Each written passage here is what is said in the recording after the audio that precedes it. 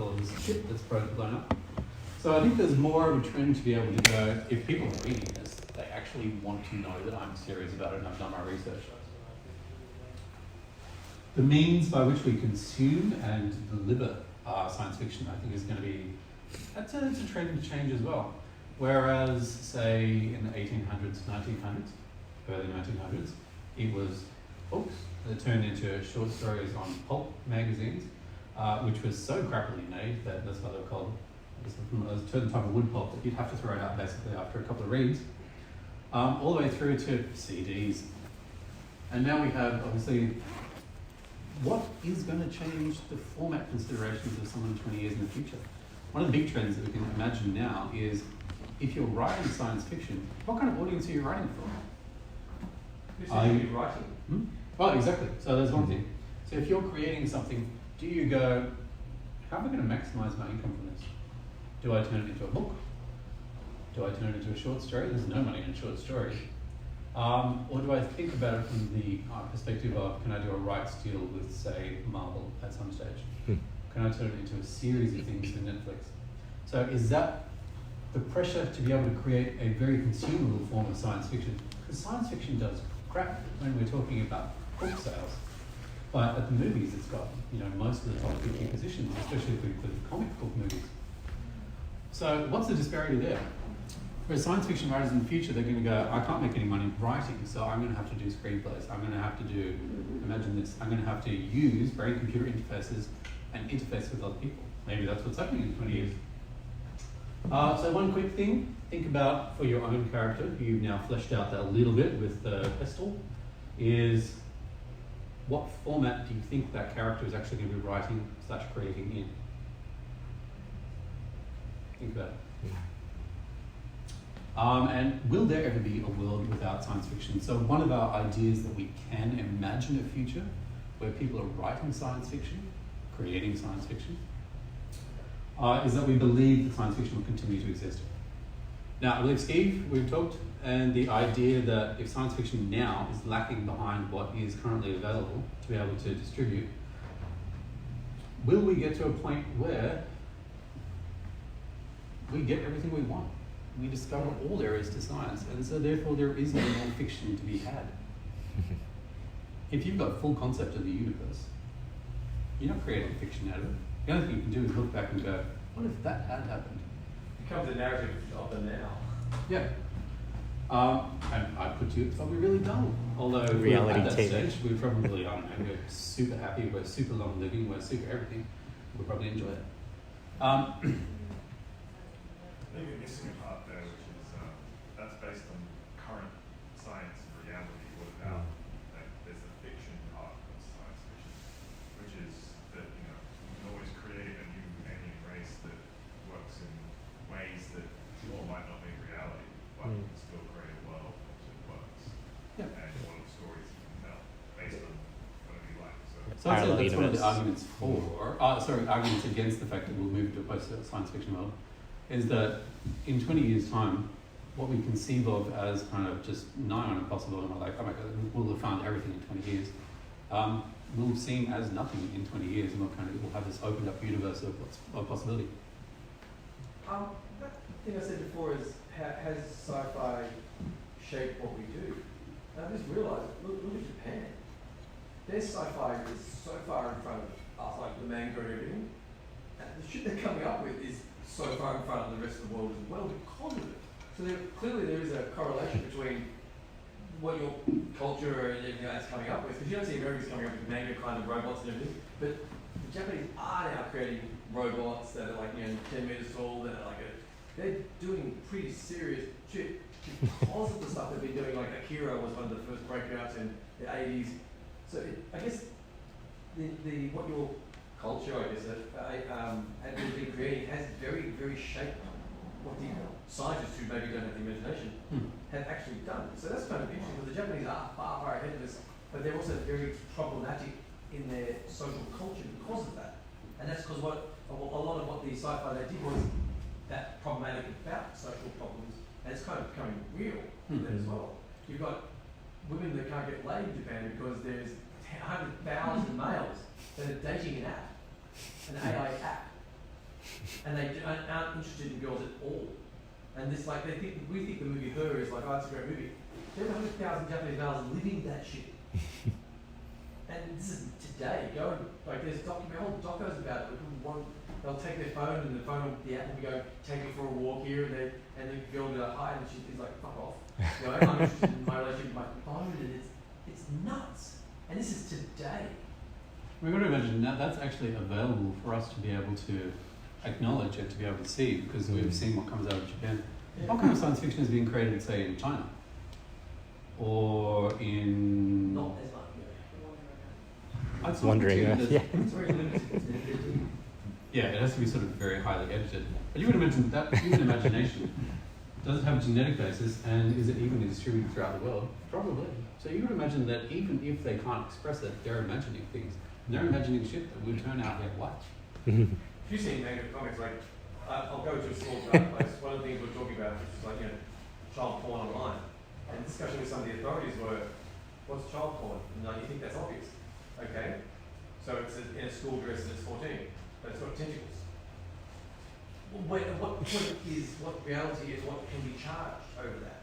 And like, there is some, like, and this is the normal weird shit that they've had for 10 years, like, what is bad and what's not? Is a sea monster wearing a schoolgirl outfit? God, who the hell knows?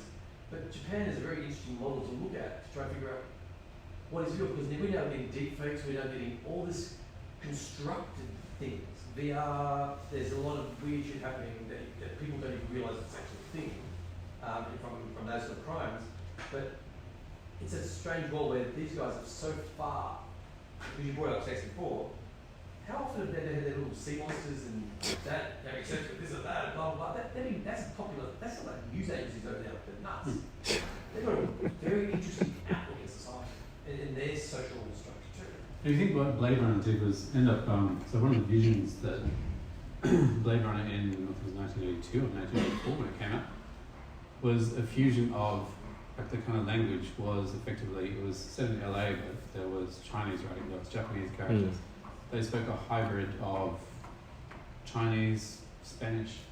So yeah, the concept of how much of that is going to bleed into other types of sci-fi, other types of cultures. We could enter a post-sci-fi region if imagination is curtailed, and we can imagine that from, say, the social value score in China, if it's taken to its nth degree, is free thought and the ability to imagine a reality which is outside of party guidelines going to be allowed. Of course, the arguments against is, as long as we're humans, we're going to tell stories. And as long as we tell stories, we're going to imagine what's going to happen in our own futures. And if we do that, we'll try and synthesize that future from any number of different avenues, whether it comes from our own experiences, our own imaginations, or the tech that's around us. How do we start to synthesize that in new and imaginative ways? And to your point, if we go 20 years ahead, after to James's point, there's things that we can't imagine now that'll happen in 20 years, that 20 years from now obviously will just be de rigueur, and they're imagining things that we have no particular concept of. So even though we can't imagine it now, as time evolves and as every year passes, our imaginations increase as well. So a little recap of the 5 main points. Obviously we went through. Humans will evolve. We believe that. They may devolve, but there's some sort of change that's happening. There are maybe some identifiable patterns to what kind of creators have created from the past that we can extrapolate to the future. There is a way of being able to figure out the future, and we use kind of Sci-Fi type of thinking to be able to create that vision of the future. There are some trends that we want to maybe override some of the historical trends that we've noticed in science fiction that we are quite okay with. And that there are actual patterns which can be extrapolated onto an actual future of science fiction because it'll continue to exist. And that somehow this is all kind of important. I don't think I've made that point particularly well, but I think the other 5 points we've investigated. So I bring it all together as your final aspect of this story that you've been kind of creating. What we've done is just looked at creating this setting, the characters, the point of view of one particular person, and that's going to be your author in the future. So that which you've created at the very beginning.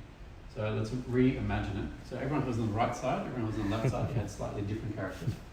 That's your author. You coloured them in with a little bit of their vices and virtues, and we're going to do a little quick straw poll. But I'm going to create a story based on it right now.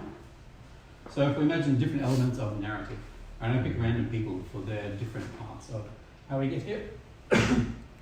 Alright, this gentleman here. What's he wear?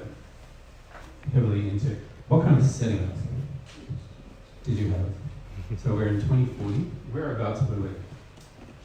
We're in Sydney in an internment camp. Wow. Okay. Damn. Pessimist. So I'm gonna pass this around. Hold on. So one of our settings is. Careful, we might be recording this and we will sell this to some Hollywood somewhere. I'm already doing it. This is one that's actually working for Netflix. Okay, so we're in an internment camp in Sydney. So That's so far, yeah. what was a significant relationship that our protagonist is having? Next one up. On the spot. So, He's having a relationship with one of the guards at the internment camp. was this Oh. something you created, or was this something you're going off that one? We sort of half created. Okay. What's the details of the character? In fact, we're going to come over here for the details of the character that he's having a relationship with. Oh, were you here for the rest? You weren't here for the beginning. No. Okay. We'll come back to it. Imagine these things, though. Imagine. Madame. Take the microphone. Yeah, because I'm going to be writing. So having a relationship with another person in the internment camp. Now, by the way, everyone, I Who's haven't the done this before, so this could go completely pear-shaped. But we're going to work through it anyway, right? So, who are you 20 years in the future? You're on this side of the room. It's not necessarily me, but like my conscious is being passed onto another body, and she or he went into a different planet and took a bunch of people with him or her, and we went back to the medieval times, so the person became the king or queen. Okay, good. Damn. Wow. That's some time travel in the. Alright, so you That's a movie. digitally altered consciousness and you've gone back within time. No, I think we can find a fusion for it. Let's workshop that. Alright, so we've got some elements in the city. It's like a Family Guy episode. What are the leading social pressures of the time? Which one did you pick? Political, economic, social, technological, or environmental? Technology. Okay, what's the leading technological pressure at the time? Making money. Technological pressure. Well, Bitcoin, you need technology. Bitcoin in 2020. Yep. Crypto. you Let's say need crypto. technology Yeah. behind it. Crypto in Alright, so 2020. let's say our uploaded Or you want consciousness. to go back to Bali. Libra has taken like. Libra. Libra rules the world in 20 years. Okay, so blockchain is very prominent in 20 years. Maybe it's been used to blockchain. Who knows? Blockchain will evolve into something else. Yeah. Alright, so we've got a couple of settings. What were some of my other questions? What are some of the vices? Did you go vices or virtues? What did the person need? Yeah, what vices? I forgot what it was then. Oh, you can mix it up. Is it prostitution? Is it good drugs? Yeah, Is it yeah, bad it was- drugs? There's a lot of the above. It was like prostitution, but like bestiality. What? Damn. Okay, Alright, in 20, I'm going to write that one down. In 2040, James. This is very Did you dystopian. identify vices or virtues? Someone some virtues or some values. What does society value in this new era? Individual freedom and privacy.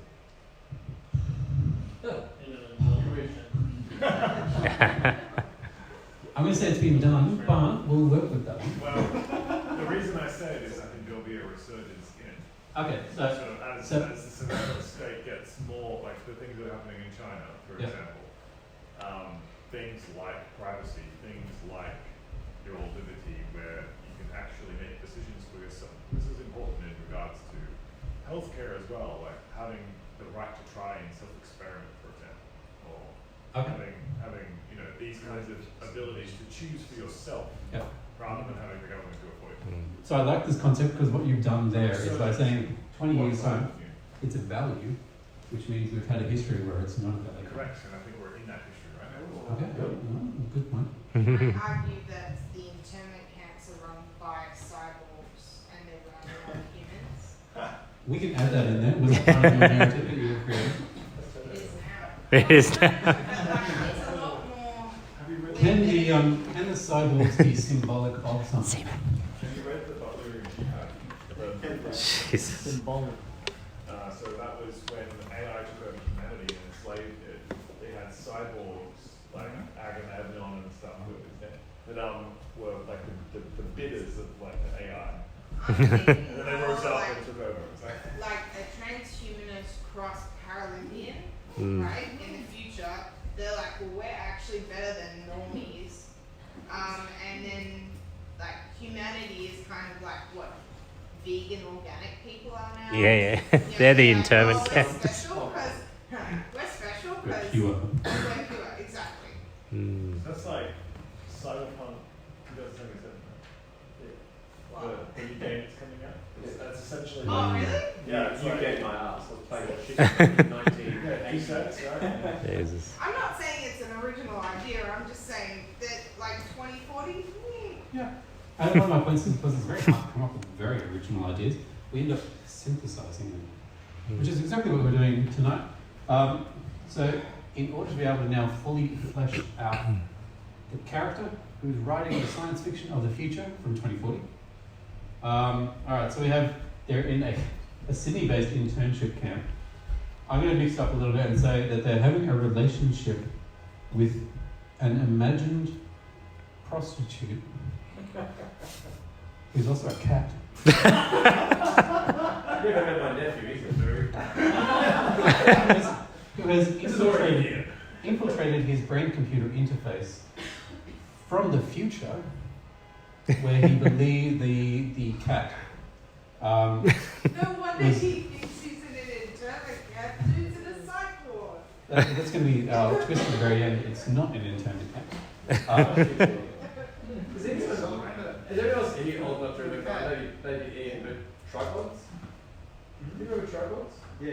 Yeah, that's like that's very early sci-fi where the robots came, or sort of aliens, some came, and these steel caps on people's heads, drop, like what's their thoughts and things like that. It's like that's very, very early stuff. We're getting there. I mean, what we've created and synthesized tonight is going to be getting there, I believe.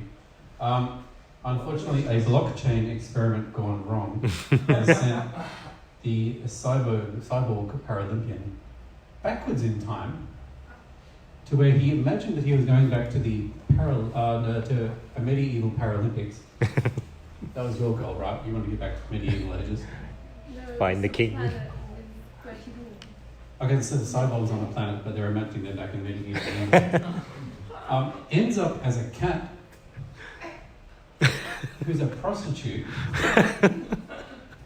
in this brain-computer interface in the intern in Sydney. This is getting. But you could imagine, you could actually turn this shit into a movie. Mm.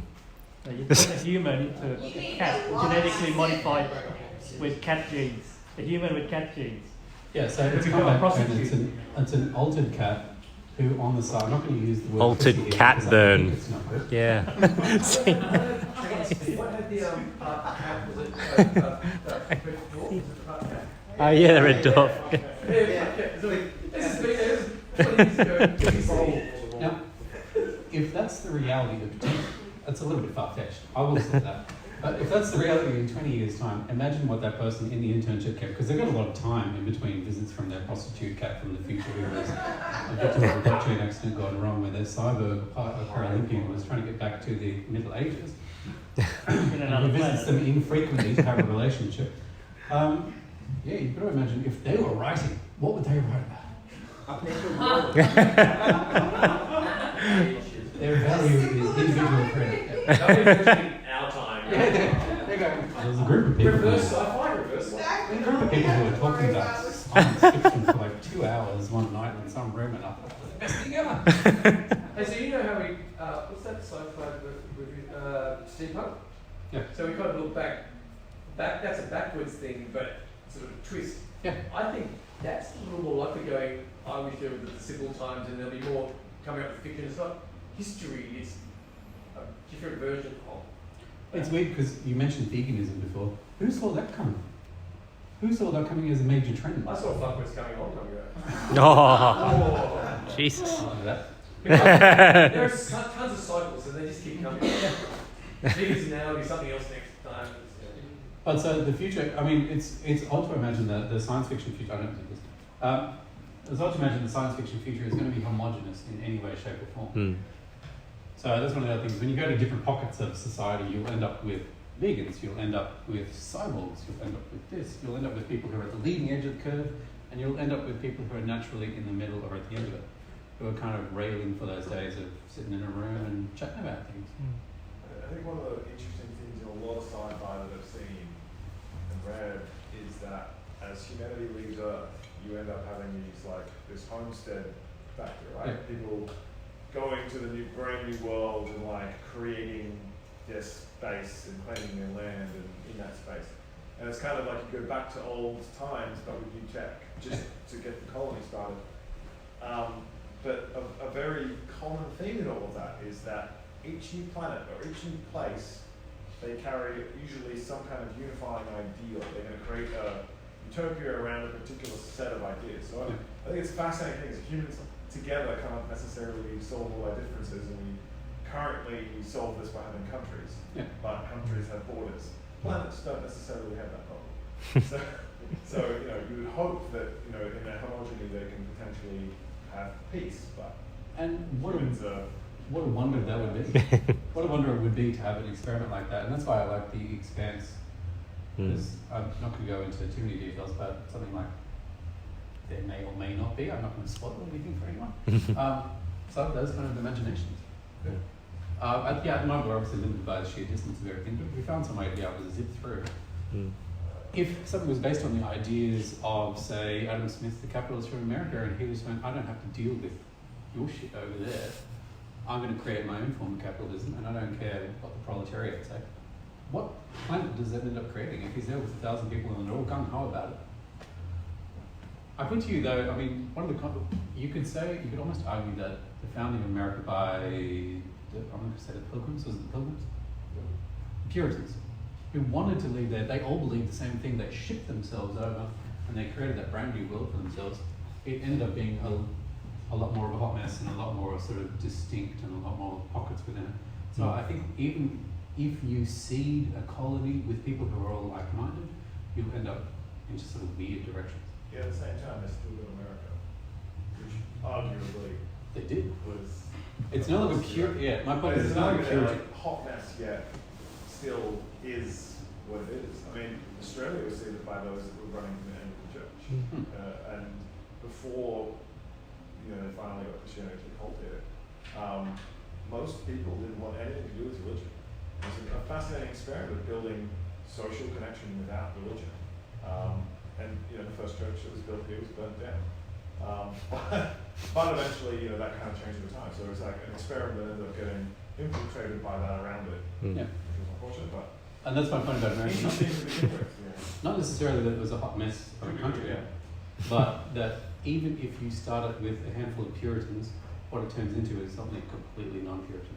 But if you have a look at a lot of the small startups now, this, and a lot of, especially the, I'm going to say fluffier because I can't think of the word right now, but the fluffier startups where they have this really nice ideal and they want to, change the world for better. Social justice, all that sort of shit, right? So they start out and they have these really cool ideas, but the thing is, they start out like that because like any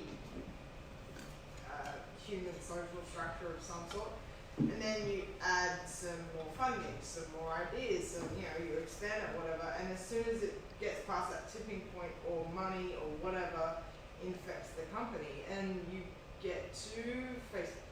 Like at the end of the day, Facebook was started by guys trying to rape chicks and get laid. I mean, and more power to you, right? And then all of a sudden it's like, now it's morphed into this thing that is the size of a really big country and, you know, changes the course of history. Yeah. Every tech company reaching a size, you know, absolute power, corrupts absolutely. They just do. I mean, there was that, what was that, how many it was? They went, let's try same wage for every staff member. Yeah. Anyway, very long. I think That fell a hole. I think there's an interesting argument from all that, is that around human psychology, but also around lack of understanding of markets. Like people go into a market or how people want to actually buy things, and they go, okay, I'm going to do this fancy, you know, ethical method, and then they learn more because they do it, and then through that go, oh, I was wrong, and then you know people judge them for it. I think that might be a little unfair. I mean, you know, the pharmaceutical industry is the you know very common beaten upon type of industry that they're just after money. But like, I don't think people grasp how much it costs to actually get a drug approved and how hard it is. And like, you've got people who pour their life and soul into doing these things and doing them safely and doing them right, and then you have some you know idiot that's just like, oh yeah, pharmaceutical companies. They already have cures to cancer. It's like, you know, the kind of insult things like that carry along to every cancer researcher or every person that like, you know, throws their whole life into solving these problems. And then, you know, people just don't understand the breadth and depth of that kind of market to make it work and make, you know, a drug that's like $20 at the pharmacy. That's very, very hard. There are abusers in every space. There are. And there's a bad. But a lot of the time, the people at like the actual individuals at both ends of the you know, the start, which is the, you know, developing the heart and soul, all that sort of stuff, and the end, which is like those guys actually, whatever, those people actually started. They wanted to make these people, the people that are dying, suffering, whatever, from this, they actually want to solve their problems. There's this massive gap of dickheads in the middle that have created somewhat of a crazy world for themselves in terms of being able to just get so much money, but at the end of the day, no one has any idea. But it's kind of like, you know, when we criticize China for different reasons, it's like, have you run a country with 1 billion people? How you doing? My argument to that would just be like, try doing it without those people in the middle. Yes. Good luck. A lot of the evaluation now on the one-child policy of China was like, actually, X was the only way the country was going to survive. Like there was at the time going, this is so bad. Don't But go now to they're like, so you don't have to kill them. yeah, but now they're going, well, there was effects that were problematic, but the actual some of the things they needed to do or did they do at the time, everyone's criticising them like crazy, but actually it was the only thing that was going to save them at the time. And some things look bad at the time, but how do you? Who else? One of us are here in a little state of the world can criticise dealing with countries with billions of people, and we don't really know what the hell we're talking about. But they know a lot of what they're doing all the time. But there are madmen out there, but like North Korea and a variety of other places. But there's a lot of problems. But there are people that are doing some weird but good stuff. I'm going to take that point and I'm going to run with it. /finish. So we can head on. For my final thought, so we're near the very end.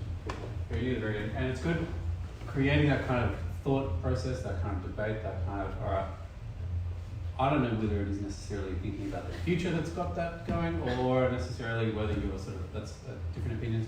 But this whole concept of where is humanity, what's it done, where has it been, where is it heading, does get you in that kind of zone of, what does it all mean to me? Like, what is going to be our own future?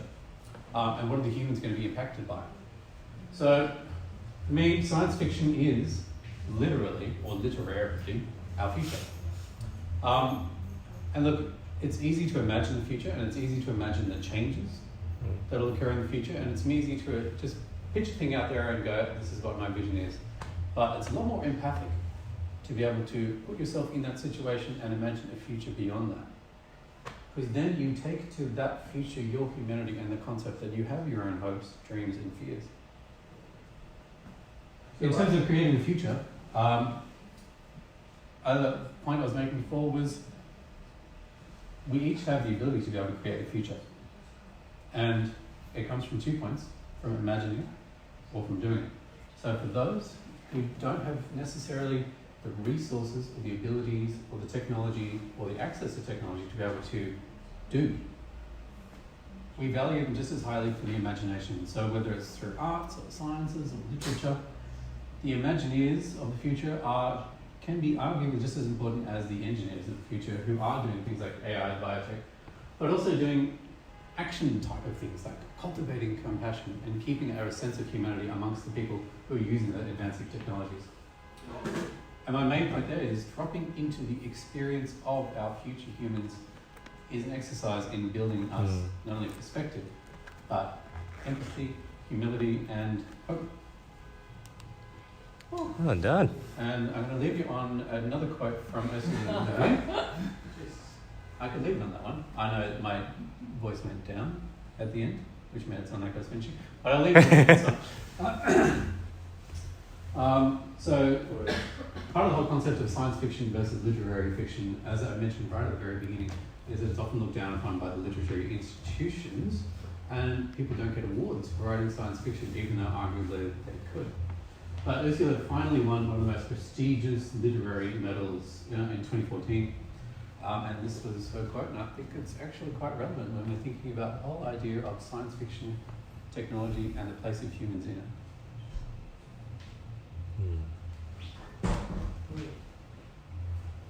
I think we're going to go through an interesting time because EQ is starting to become really important. And the more the world starts to really understand that, that's what we're talking about. There's going to be a lot more people that can have a right understanding of that kind of perspective. And yeah, that's it. So science fiction through the transhumanist / just plain old humanist perspective. Awesome.